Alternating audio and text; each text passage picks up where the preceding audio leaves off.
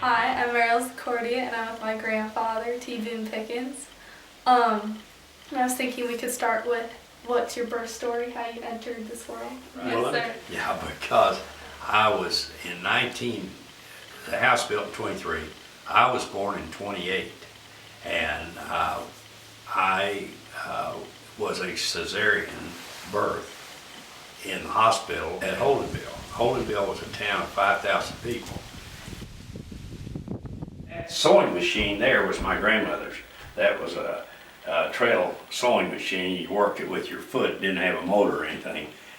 But that's, if I tore my pants, that's where they sewed them up.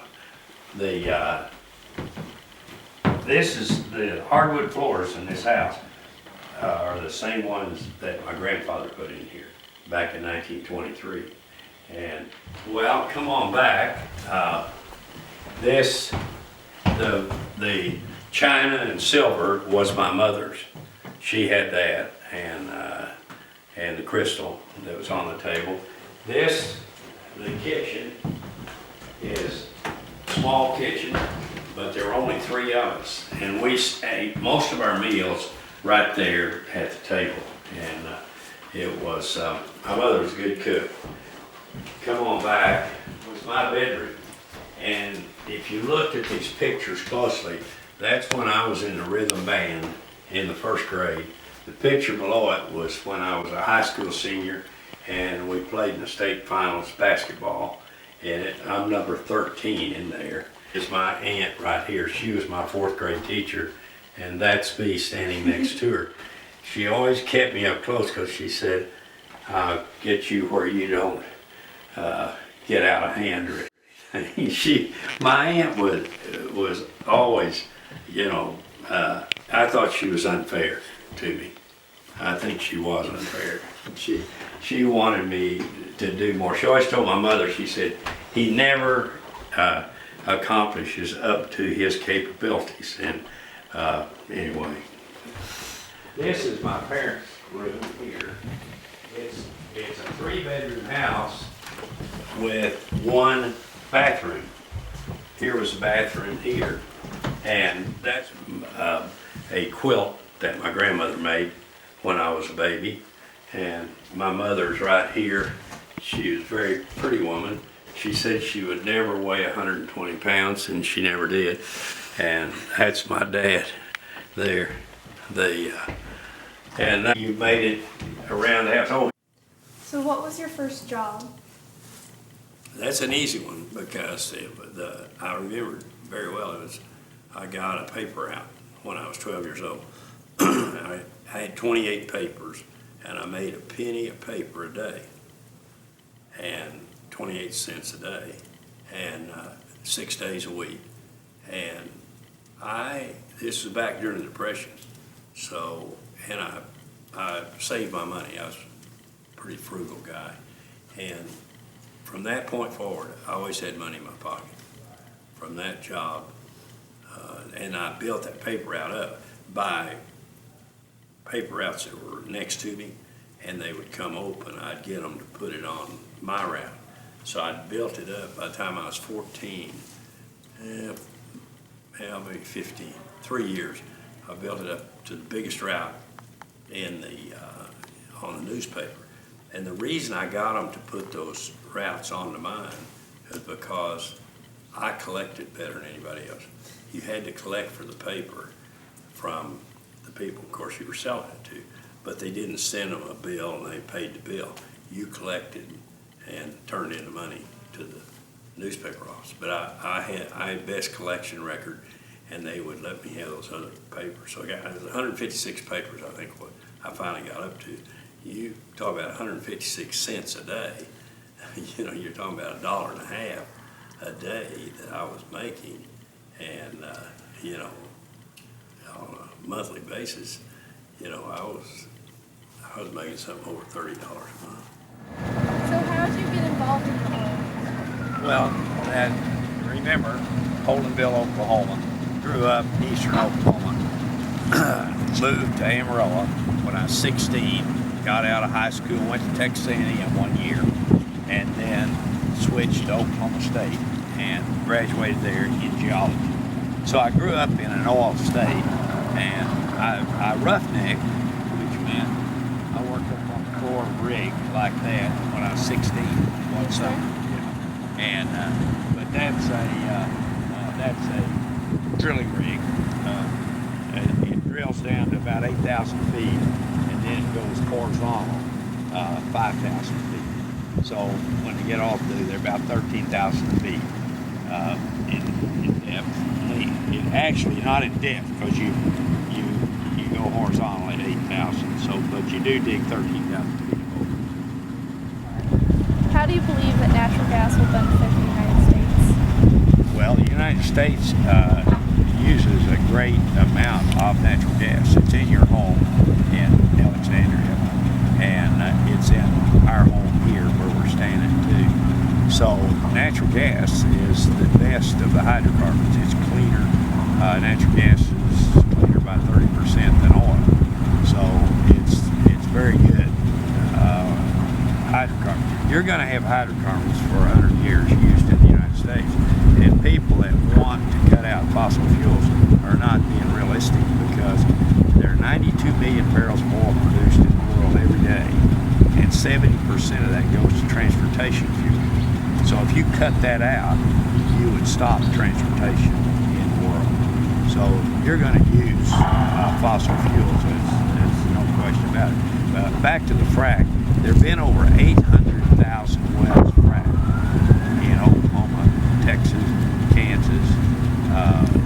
There have been 800,000 wells, and I don't know of any frack jobs that ever caused any problem.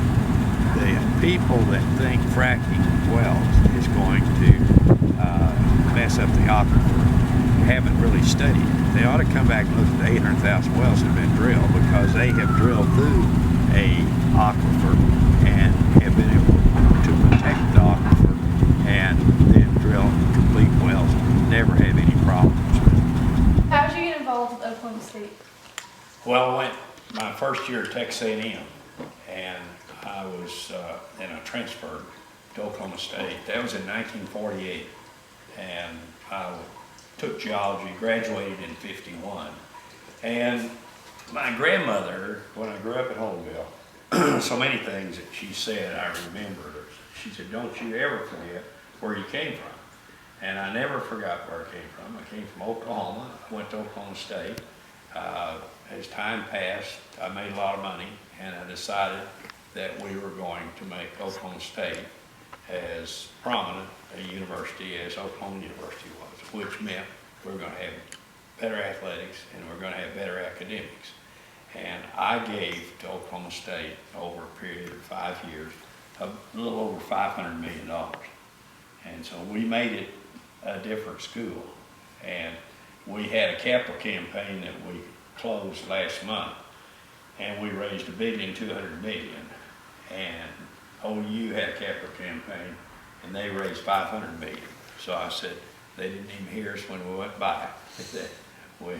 And so, but I'm very loyal. That's high on my list. When I hire somebody, when they work for me or whatever, loyalty is very, very important to me. Who has been the best president in your lifetime? President? Yes, sir. Reagan. Ronald Reagan has. I've never voted for any president other than conservative, a Republican. I've never voted for a Democrat for president.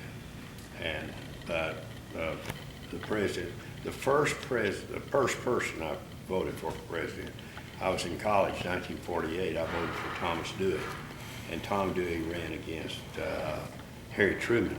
I will say this, of the Democrats, and I've followed politics closely, the best Democrat president in my lifetime was Harry Truman.